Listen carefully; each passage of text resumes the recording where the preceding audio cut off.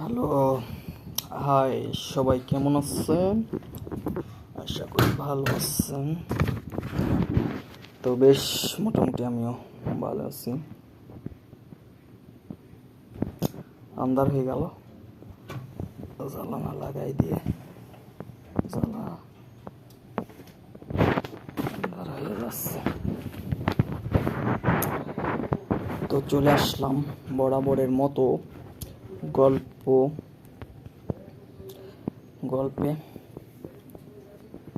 তো ঠিক আছে, গল্প শুরু করা যাক। তো গল্পের নাম হচ্ছে সাফল্যর উচ্চাকাঙ্ক্ষা ও কল্পনা শক্তির জাগরণ।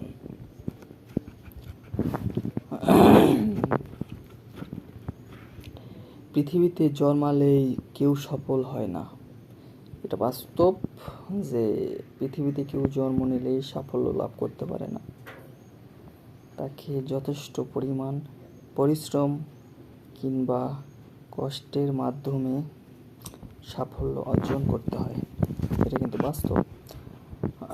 কিংবা জন্মলগ্নে সফলতা নিয়ে কেউ পৃথিবীতে আসে না। আসলে সফলতা অর্জন করে কেউই আসে না। পর্যায়ক্রমে অধ্যবসায়ের হাত ধরে ধীরে ধীরে ধৈর্য ও কঠোর অনুশীলনের উপর ভর করে ধরতে পারেন। এটি শিশু জন্মের পর যেভাবে আস্তে আস্তে হাঁটা, চলা, কথা বলা ইত্যাদি শেখে, ঠিক তেমনি সাফল্য তাই। কাজেই সাফল্য লাভের ক্ষেত্রে উচ্চাকাঙ্ক্ষা ও কল্পনা শক্তির সঠিক প্রয়োগ অত্যন্ত জরুরি।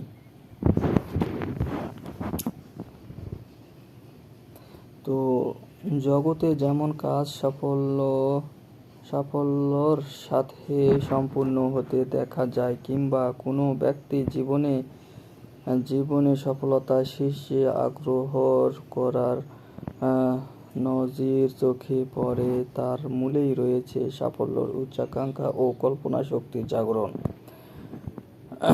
কঠিন শ্রম, উদ্যম, সংকল্প, ত্যাগ ও দুঃখ কষ্টকে জয় করার সীমাহীন আত্মশক্তি, সাফল্যর অভিব্যক্তি, লক্ষ্য স্থির এবং লক্ষ্য নির্ধারণ করার পর লক্ষ্য পৌঁছানোর জন্য সব রকম পরিকল্পনা বাস্তবায়নের তাড়নায় দৃঢ় প্রত্যয়ী হওয়ার ফল লোকদের অন্যতম বৈশিষ্ট্য। এ বৈশিষ্ট্য তাদের জন্মগত নয়, বছরের পর বছর চেষ্টা ও অনুশীলনের মাধ্যমে তারা এই মনোভাব অর্থ আমি অবশ্যই সফল হব, তার জন্ম যথাসাধ্য অধ্যবসায়ী হওয়ার অর্জন করেছেন। এভাবে সাফল্যর উচ্চাকাঙ্ক্ষা ও কল্পনা শক্তির জাগরণের মাধ্যমে যখন সাফল্যকে মনে প্রাণে প্রত্যাশা করা হবে, তখন অবশ্যই জীবনে সাফল্য লাভ হবে। সাফল্য লাভের জন্য কল্পনা শক্তির মাধ্যমে আমরা প্রচুর শক্তির সন্ধান পেতে পারি।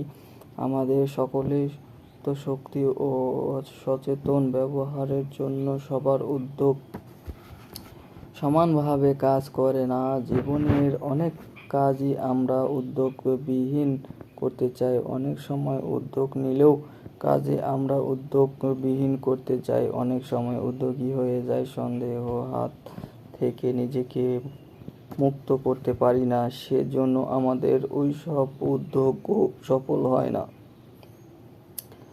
আপনার কল্পনার মধ্যে আপনি যেভাবে জগৎকে অনুভব করবেন, বাস্তবে তার প্রতিচ্ছবি আপনাকে সম্মুখে আয়নার মতো ফুটে উঠবে। আশ্চর্য হবেন না, আমাদের সকলের মাঝেই এমন ক্ষমতা সত্যি আছে। আপনি কোনো ঘটনা বা বিষয়কে যেভাবে কল্পনা করে নেবেন, পরে দেখবেন সেই ঘটনা বা বিষয়টি ঠিক সেই রকমই হচ্ছে। তাই ইতিবাচক ভাবনা চিন্তায় নিজেকে প্রবৃত্ত করুন। সবসময় নেতিবাচক চিন্তা দিয়ে মনের শক্তিকে ক্ষোভ করবেন।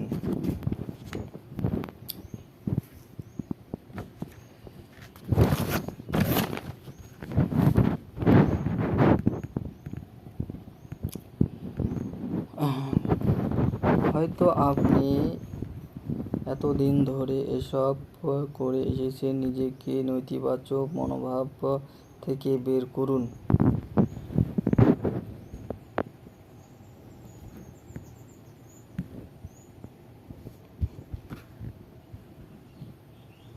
জীবনের চলার পথে যখন আমরা ক্লান্ত হই, তখন মনে মনে প্রশান্তি কামনা করি, এমন কিছু সন্ধান পেতে চাই যেখানে গেলে সমস্ত ক্লান্তি দূর হয়ে যাবে, বা ক্লান্তি ভুগে প্রশান্তির সুবাতাস আমাদেরকে সীমাহীন শান্তির সন্ধান দেবে। আমাদের মন প্রভুতার হয়ে উঠবে। এটা হতে পারে কোনো জায়গা, কল্পনার রাজ্য, নয়তো একান্তই কোনো বিচরণ স্থল। আমাদের প্রত্যেকেরই একটা পালিয়ে যাবার জায়গা থাকে। আপনারও নিশ্চয় আছে, যেখানে গেলে আপনার সমস্ত দুশ্চিন্তা, ক্লান্তি ও বিষণ্ণতা চলে যায়। আপনি আবার নতুন উৎসাহে ভরপুর হয়ে ওঠেন। এই বিষণ্ণতা চলে যায় আপনার নতুনের রকম একটা নতুন। আপনাকে যেতে হবে কল্পনার রাজ্য। অবশ্যই তা হতে পারে কোনো বাস্তবতার ক্ষেত্র। আমি নিজেও সমুদ্র সৈকতে যাই, যেখানে বসে বসে আদিগন্ত জল দেখি, পায়ের নিচে বালুকামচরের চরম পায়ে সংমিশ্রণের মৃত বিবরণ করত ঝিল।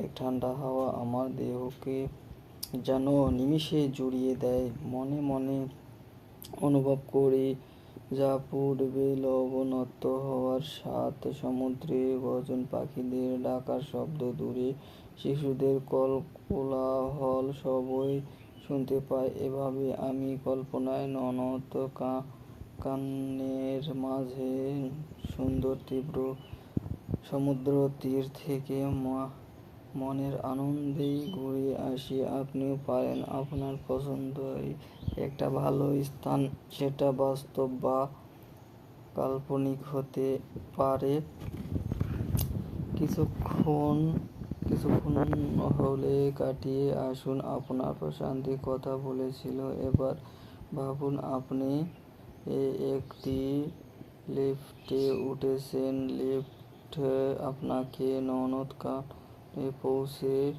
পৌঁছে দিল। আপনি লিফটের দরজা খুলে বেরিয়ে এসে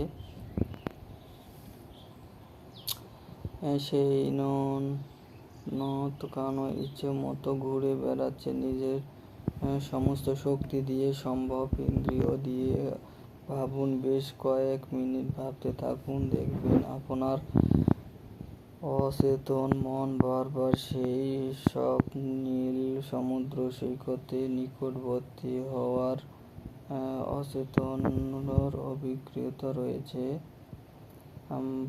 বাসনা পূরণের ক্ষমতা আপনার অবশ্যই আছে, কিন্তু তাকে একটা নির্দিষ্ট লক্ষ্যের উপর স্তনের মতো দাঁড় করাতে হবে এবং মানসিকভাবে কামনা করতে হবে। কিভাবে সাফল্য সন্ধান লাভ করা যায়? আপনার ইতিবাচক ভাবনা হবে। কিভাবে সফলতা আসবে? সিদ্ধান্ত গ্রহণ, লক্ষ্য স্থির করার মনোভাব, এটা উপায়ের সন্ধান দেবে। এবার আপনাকে অন্যান্য কল্পনা শক্তির পরিপূর্ণ প্রয়োগ করতে হবে। আপনি যা হতে চান, বর্তমানে আপনি যেভাবে আছেন তা নয়, সেটা তীব্রভাবে কল্পনা করতে হবে। আপনার লক্ষ্য, উদ্দেশ্য ও উচ্চাকাঙ্ক্ষা যখন কল্পনা শক্তিকে তাড়িত করবে, তখন আপনার ভেতরে একটা সুপ্ত শক্তি জাগরিত হবে। আপনি সে শক্তির সাহায্য কর্মক্ষেত্রে সীমাহীন কর্মস্থান ও সাফল্যের পথে পরিচালিত করবে। এভাবে আপনার জীবনের জন্য যে কোনো একটা লক্ষ্য বেছে নিন, যা আপনার জন্য বাস্তবায়নের অনুকূল হবে।